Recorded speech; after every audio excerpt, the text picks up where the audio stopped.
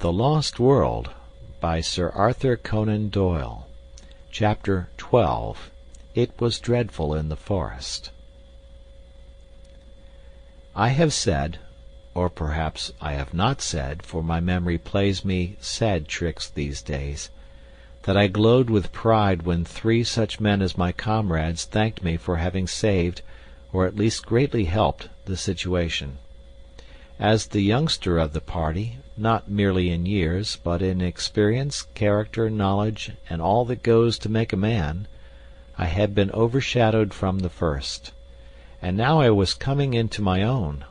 I warmed at the thought. Alas, for the pride which goes before a fall!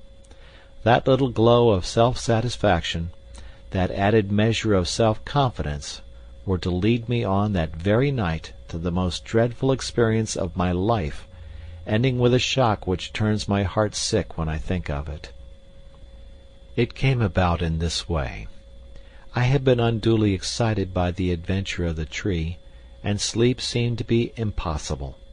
Summerlee was on guard, sitting hunched over our small fire, a quaint, angular figure, his rifle across his knees and his pointed, goat-like beard wagging with each weary nod of his head. Lord John lay silent, wrapped in the South American poncho which he wore, while Challenger snored with a roll and rattle which reverberated through the woods. The full moon was shining brightly, and the air was crisply cold. What a night for a walk! And then suddenly came the thought, why not? Suppose I stole softly away. Suppose I made my way down to the central lake. Suppose I was back at breakfast with some record of the place. Would I not in that case be thought an even more worthy associate? Then, if Summerlee carried the day, and some means of escape were found, we should return to London with first-hand knowledge of the central mystery of the plateau, to which I alone, of all men, would have penetrated. I thought of Gladys, with her "There are heroisms all around us." I seemed to hear her voice as she said it. I thought also of McArdle. What a 3-column article for the paper! What a foundation for a career! A correspondentship in the next great war might be within my reach. I clutched at a gun. My pockets were full of cartridges, and, parting the thorn bushes at the gate of our zareba, quickly slipped out. My last glance showed me the unconscious Summerlee, most futile of sentinels, still nodding away like a queer mechanical toy in front of the smouldering fire. I had not gone 100 yards before I deeply repented my rashness.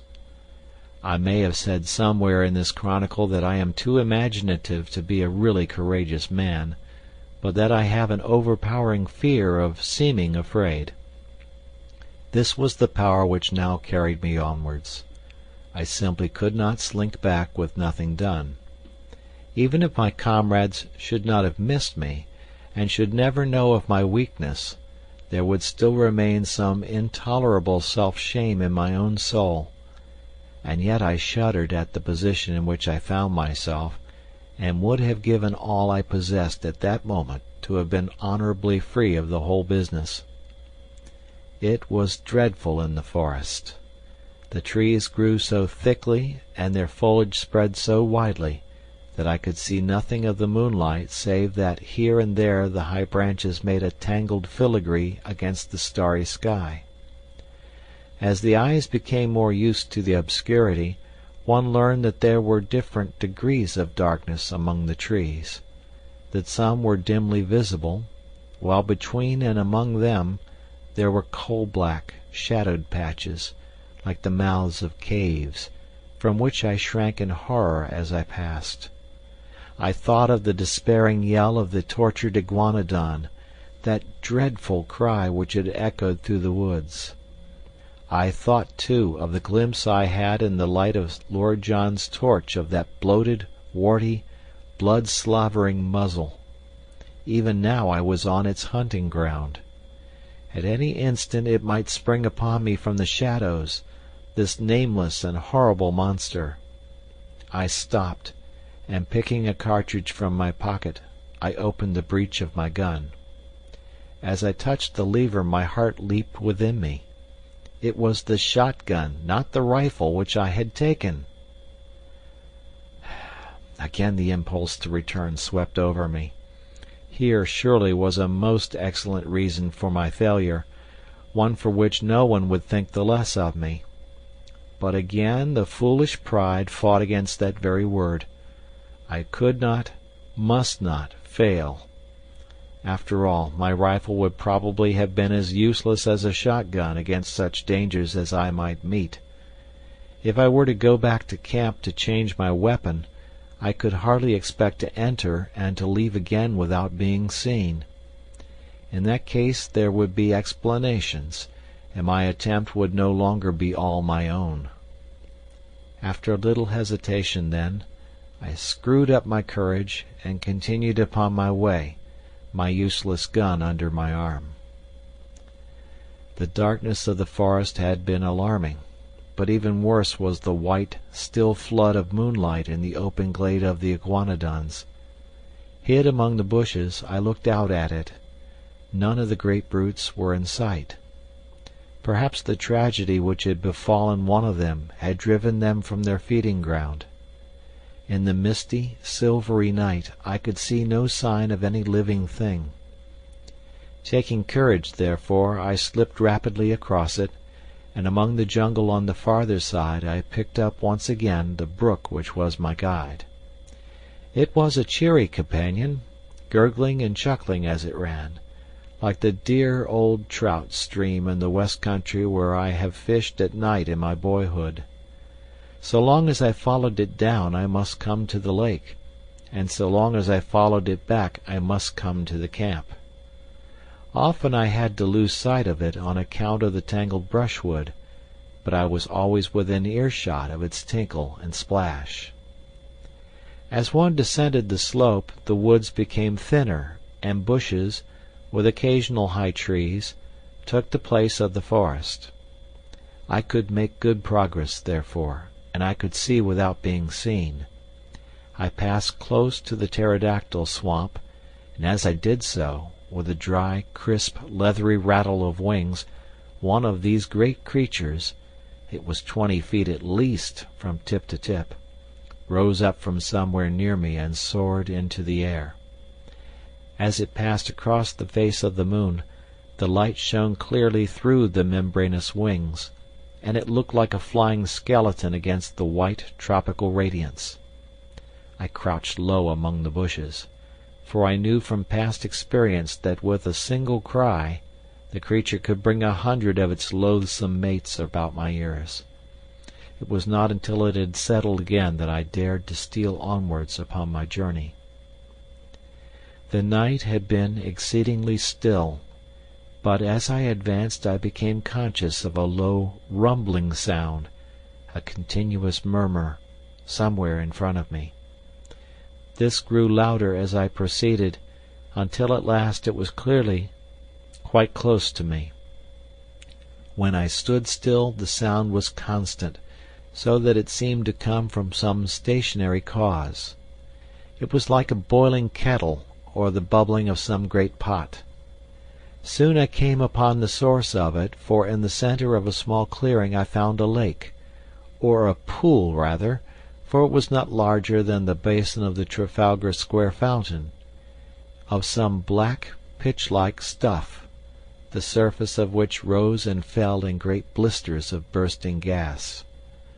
The air above it was shimmering with heat, and the ground round it was so hot that I could hardly bear to lay my hand on it. It was clear that the great volcanic outburst which had raised this strange plateau so many years ago had not yet entirely spent its forces. Blackened rocks and mounds of lava I had already seen everywhere peeping out from amid the luxuriant vegetation which draped them, but this asphalt pool in the jungle was the first sign that we had of actual existing activity on the slopes of the ancient crater. I had no time to examine it further, for I had need to hurry if I were to be back in camp in the morning. It was a fearsome walk. and one which will be with me so long as memory holds. In the great moonlight clearings I slunk along among the shadows on the margin. In the jungle I crept forward, stopping with a beating heart whenever I heard, as I often did, the crash of breaking branches as some wild beast went past. Now and then great shadows loomed up for an instant and were gone, great silent shadows which seemed to prowl upon padded feet. How often I stopped with the intention of returning, and yet every time my pride conquered my fear, and sent me on again until my object should be attained. At last, my watch showed that it was 1 in the morning. I saw the gleam of water amid the openings of the jungle, and 10 minutes later I was among the reeds upon the borders of the central lake. I was exceedingly dry, so I lay down and took a long draught of its waters, which were fresh and cold. There was a broad pathway with many tracks upon it at the spot which I had found, so that it was clearly one of the drinking places of the animals. Close to the water's edge there was a huge isolated block of lava. Up this I climbed, and lying on the top, I had an excellent view in every direction. The first thing which I saw filled me with amazement. When I described the view from the summit of the great tree, I said that on the farther cliff I could see a number of dark spots, which appeared to be the mouths of caves. Now, as I looked up at the same cliffs, I saw disks of light in every direction, ruddy, clearly defined patches, like the portholes of a liner in the darkness. For a moment I thought it was the lava glow from some volcanic action. But this could not be so. Any volcanic action would surely be down in the hollow and not high among the rocks. What then was the alternative? It was wonderful, and yet it must surely be. These ruddy spots must be the reflection of fires within the caves, fires which could only be lit by the hand of man. There were human beings, then, upon the plateau. How gloriously my expedition was justified! Here was news indeed for us to bear back with us to London. For a long time I lay and watched these red, quivering blotches of light. I supposed they were 10 miles off from me, yet even at that distance one could observe how, from time to time, they twinkled or were obscured as someone passed before them. What would I not have given to be able to crawl up to them, to peep in, and to take back some word to my comrades as to the appearance and character of the race who lived in so strange a place. It was out of the question for the moment, and yet surely we could not leave the plateau until we had some definite knowledge upon the point. Lake Gladys, my own lake, lay like a sheet of quicksilver before me, with a reflected moon shining brightly in the center of it. It was shallow, for in many places I saw low sandbanks protruding above the water. Everywhere upon the still surface I could see signs of life, sometimes mere rings and ripples in the water, sometimes the gleam of a great silver-sided fish in the air, sometimes the arched, slate-colored back of some passing monster. Once upon a yellow sandbank I saw a creature like a huge swan, with a clumsy body and a high, flexible neck, shuffling about upon the margin.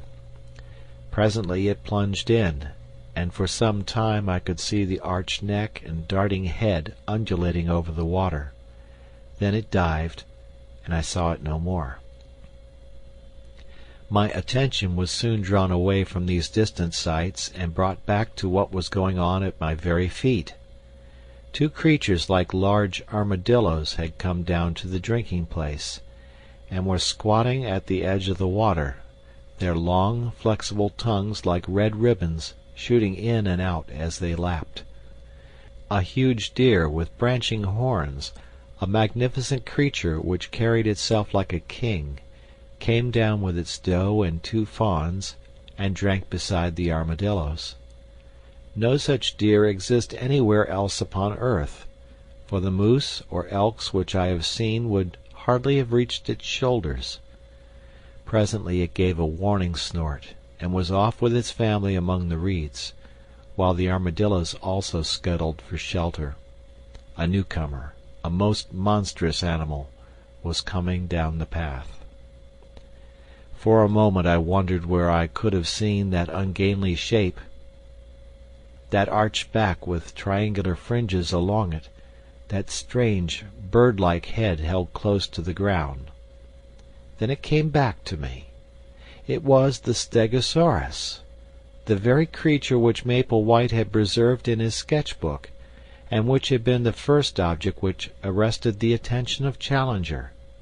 There he was, perhaps the very specimen which the American artist had encountered. The ground shook beneath his tremendous weight, and his gulpings of water resounded through the still night. For 5 minutes he was so close to my rock that by stretching out my hand I could have touched the hideous waving hackles upon his back. Then he lumbered away and was lost among the boulders. Looking at my watch, I saw that it was 2:30 o'clock, and high time, therefore, that I started upon my homeward journey. There was no difficulty about the direction in which I should return, for all along I had kept the little brook upon my left, and it opened into the central lake within a stone's throw of the boulder upon which I had been lying.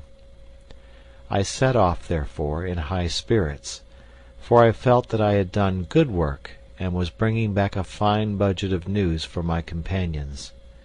Foremost of all, of course, were the sight of the fiery caves and the certainty that some troglodytic race inhabited them. But besides that I could speak from experience at the central lake. I could testify that it was full of strange creatures, and I had seen several landforms of primeval life which we had not before encountered. I reflected as I walked that few men in the world could have spent a stranger night, or added more to human knowledge in the course of it. I was plodding up the slope, turning these thoughts over in my mind, and had reached a point which might have been half-way to home, when my mind was brought back to my own position by a strange noise behind me. It was something between a snore and a growl, low, deep, and exceedingly menacing. Some strange creature was evidently near me, but nothing could be seen, so I hastened more rapidly upon my way. I had traversed 1/2 mile or so when suddenly the sound was repeated, still behind me, but louder and more menacing than before. My heart stood still within me as it flashed across me that the beast, whatever it was, must surely be after me. My skin grew cold, and my hair rose at the thought. That these monsters should tear each other to pieces was a part of the strange struggle for existence, but that they should turn upon modern man, that they should deliberately track and hunt down the predominant human, was a staggering and fearsome thought. I remembered again the blood-beslobbered face which we had seen in the glare of Lord John's torch, like some horrible vision from the deepest circle of Dante's hell.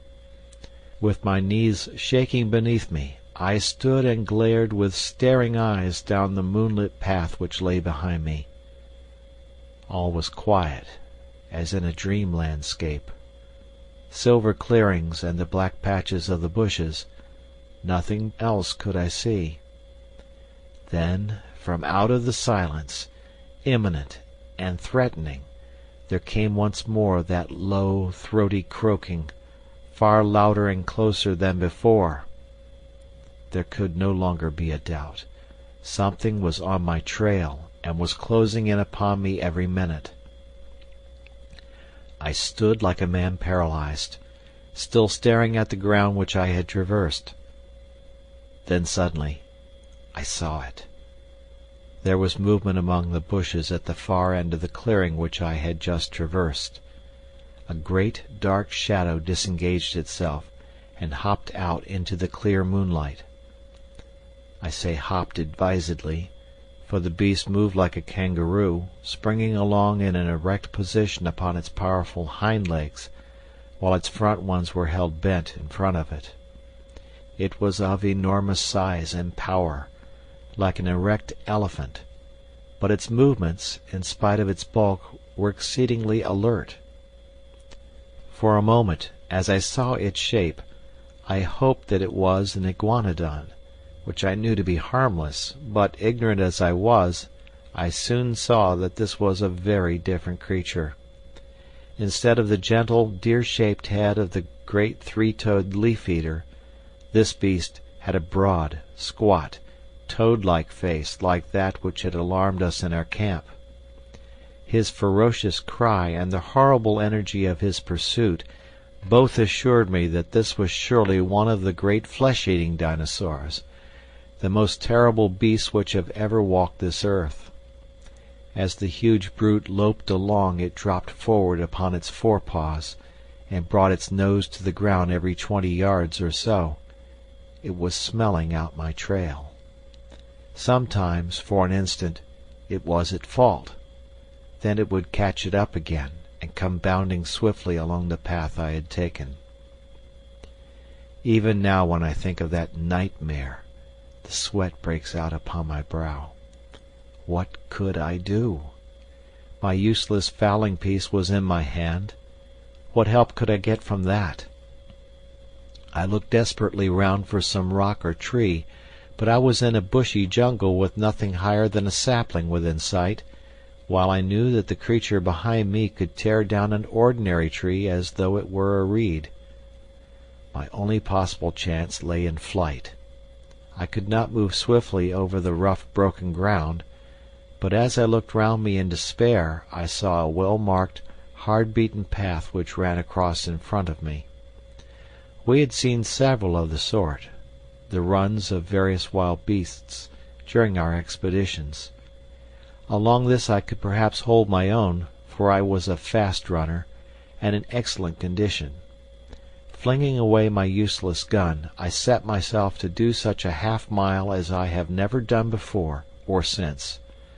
My limbs ached, my chest heaved, I felt that my throat would burst for want of air, and yet, with that horror behind me, I ran, and I ran, and ran.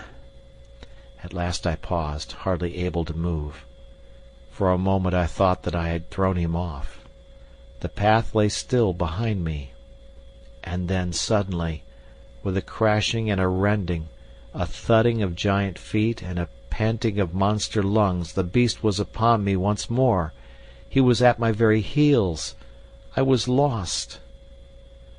Madman that I was to linger so long before I fled. Up to then he had hunted by scent, and his movement was slow. But he had actually seen me as I started to run. From then onwards he had hunted by sight, for the path showed him where I had gone. Now as he came round the curve he was springing in great bounds. The moonlight shone upon his huge projecting eyes, the row of enormous teeth in his open mouth, and the gleaming fringe of claws upon his short, powerful forearms. With a scream of terror I turned and rushed wildly down the path. Behind me the thick, gasping breathing of the creature sounded louder and louder. His heavy footfall was beside me. Every instant I expected to feel his grip upon my back.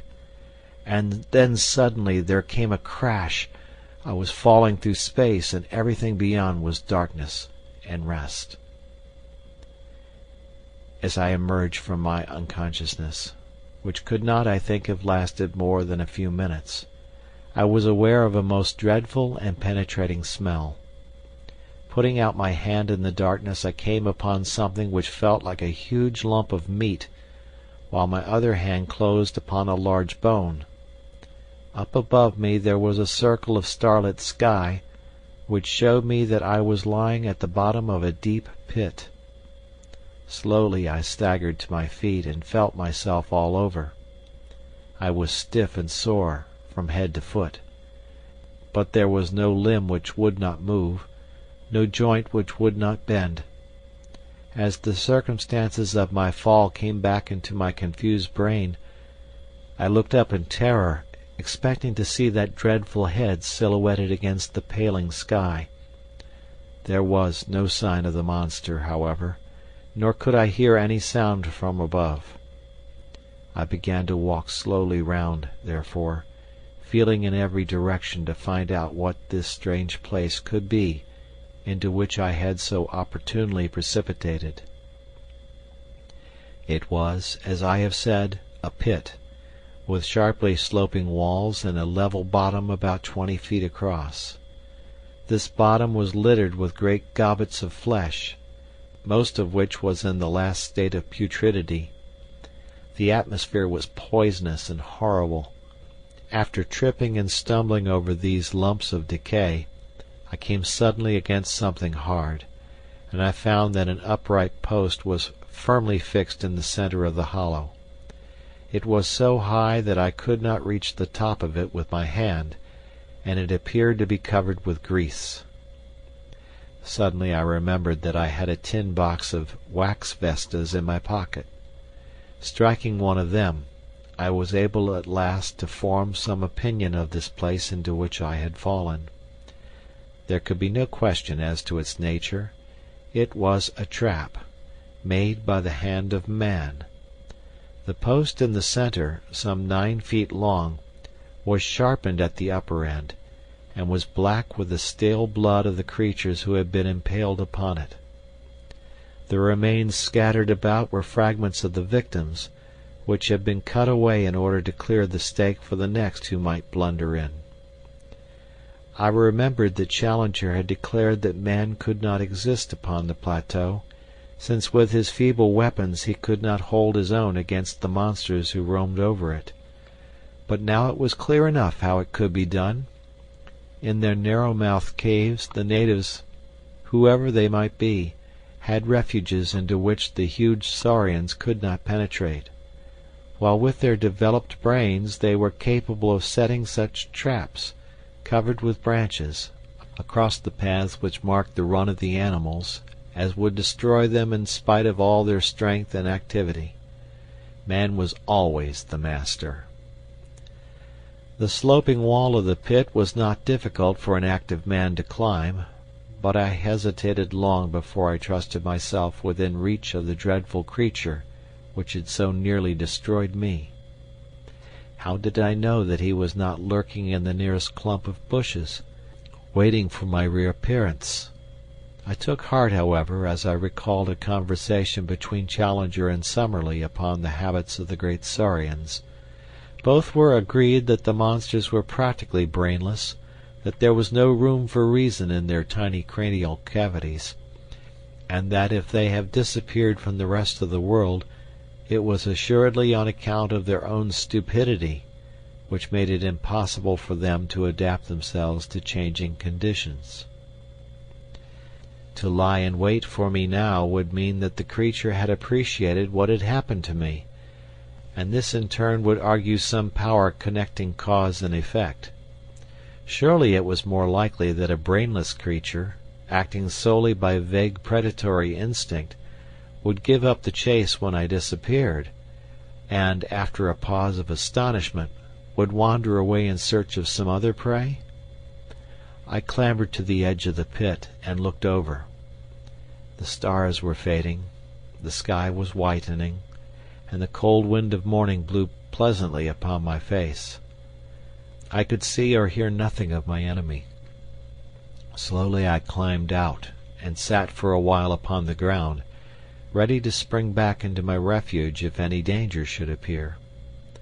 Then, reassured by the absolute stillness and by the growing light, I took my courage in both hands, and stole back along the path which I had come. Some distance down it I picked up my gun, and shortly afterwards struck the brook which was my guide. So, with many a frightened backward glance, I made for home. And suddenly there came something to remind me of my absent companions. In the clear, still morning air there sounded far away the sharp, hard note of a single rifle shot. I paused and listened, but there was nothing more. For a moment I was shocked at the thought that some sudden danger might have befallen them, but then a simpler and more natural explanation came to my mind. It was now broad daylight. No doubt my absence had been noticed. They had imagined that I was lost in the woods, and had fired this shot to guide me home. It is true that we had made a strict resolution against firing, but if it seemed to them that I might be in danger they would not hesitate. It was for me now to hurry on as fast as possible, and so to reassure them. I was weary and spent, so my progress was not so fast as I wished, but at last I came into regions which I knew. There was the swamp of the pterodactyls upon my left. There in front of me was the glade of the iguanodons. Now I was in the last belt of trees which separated me from Fort Challenger. I raised my voice in a cheery shout to allay their fears. No answering greeting came back to me. My heart sank at that ominous stillness. I quickened my pace into a run. The zareba rose before me, even as I had left it, but the gate was open.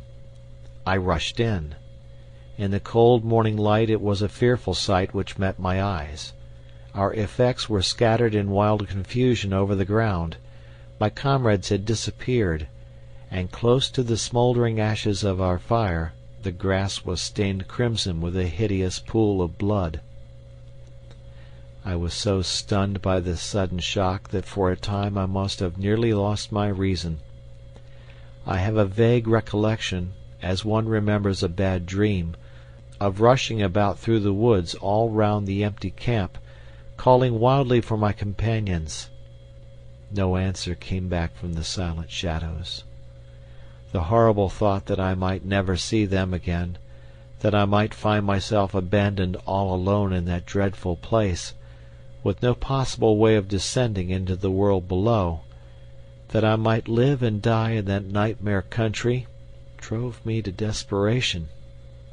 I could have torn my hair and beaten my head in my despair. Only now did I realize how I had learned to lean upon my companions, upon the serene self-confidence of Challenger, and upon the masterful, humorous coolness of Lord John Roxton.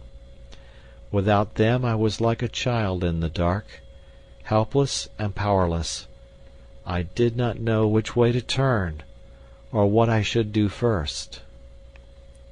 After a period, during which I sat in bewilderment, I set myself to try and discover what sudden misfortune could have befallen my companions. The whole disordered appearance of the camp showed that there had been some sort of attack, and the rifle shot no doubt marked the time when it had occurred. That there should have been only one shot showed that it had been all over in an instant. The rifles still lay upon the ground, and one of them, Lord John's, had the empty cartridge in the breech. The blankets of Challenger and of Summerlee beside the fire suggested that they had been asleep at the time. The cases of ammunition and of food were scattered about in a wild litter, together with our unfortunate cameras and plate carriers, but none of them was missing. On the other hand, all the exposed provisions, and I remembered that there were a considerable quantity of them, were gone. They were animals, then, and not natives, who had made the inroad, for surely the latter would have left nothing behind. But if animals, or some single terrible animal, then what had become of my comrades? A ferocious beast would surely have destroyed them, and left their remains. It is true that there was that one hideous pool of blood, which told of violence. Such a monster as had pursued me during the night could have carried away a victim as easily as a cat would a mouse. In that case the others would have followed in pursuit, but then they would have assuredly have taken their rifles with them. The more I tried to think it out with my confused and weary brain, the less could I find in any plausible explanation. I searched round in the forest, but could see no tracks which could help me to a conclusion. Once I lost myself, and it was only by good luck, and after an hour of wandering, that I found the camp once more. Suddenly a thought came to me, and brought some little comfort to my heart. I was not absolutely alone in the world. Down at the bottom of the cliff, and within call of me, was waiting the faithful Zambo. I went to the edge of the plateau and looked over. Sure enough, he was squatting among his blankets beside his fire in his little camp. But, to my amazement, a second man was seated in front of him. For an instant my heart leaped for joy, as I thought that one of my comrades had made his way safely down. But a second glance dispelled the hope. The rising sun shone red upon the man's skin. He was an Indian. I shouted loudly and waved my handkerchief. Presently Zambo looked up, waved his hand, and turned to ascend the pinnacle. In a short time he was standing close to me and listening with deep distress to the story which I told him. "Devil got them for sure, Massa Malone," said he. "You got into the devil's country, sir. He take you all to hisself. You take advice, Massa Malone. Come down quick, else he get you as well." "How can I come down, Zambo?" "You get creepers from trees, Massa Malone. Throw them over here. I make fast to this stump, and so you have bridge." "We have thought of that. There are no creepers here which could bear us." "Send for ropes, Massa Malone." "Who can I send, and where?" "Send to Indian villages, sir. Plenty hide rope in Indian village. Indian down below. Send him." "Who is he?" "One of our Indians. Other ones beat him, take away his pay. He come back to us. Ready now to take letter, bring rope, anything." To take a letter? Why not? Perhaps he might bring help, but in any case he would ensure that our lives were not spent for nothing, and that news of all that we had won for science should reach our friends at home. I had 2 completed letters already waiting. I would spend the day in writing a third, which would bring my experiences absolutely up to date. The Indian could bear this back to the world. I ordered Zambo, therefore, to come again in the evening, and I spent my miserable and lonely day in recording my own adventures of the night before. I also drew up a note to be given to any white merchant or captain of a steamboat whom the Indian could find, imploring them to see that ropes were sent to us, since our lives must depend upon it. These documents I threw to Zambo in the evening, and also my purse, which contained 3 English sovereigns. These were to be given to the Indian, and he was promised twice as much if he returned with the ropes. So now you will understand, my dear Mr. McArdle, how this communication reaches you, and you will also know the truth, in case you never hear again from your unfortunate correspondent. Tonight I am too weary and too depressed to make my plans. Tomorrow I must think out some way by which I shall keep in touch with this camp, and yet search round for any traces of my unhappy friends. End of chapter.